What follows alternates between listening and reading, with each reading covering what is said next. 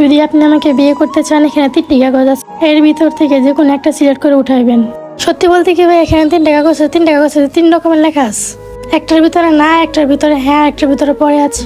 যদি হ্যাঁ ওঠে তাহলে এখন বিয়ে করব, যদি না ওঠে তাহলে বিয়ে করব না, যদি পরে ওঠে তাহলে পরে বিয়ে করব।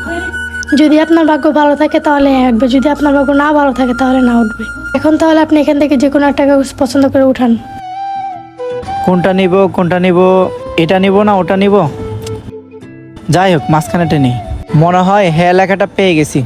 আরে আমি তো না লেখাটা পাইলাম। ও না উঠছে, তাহলে তো আপনার ভাগ্যে বিয়ে এখন নাই।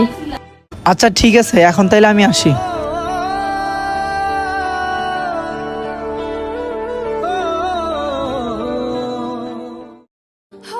আরে বোন, তোর কি সমস্যা? তোর তুই সবসময় 3টা কাগজ নিয়ে খালি বসে থাকস।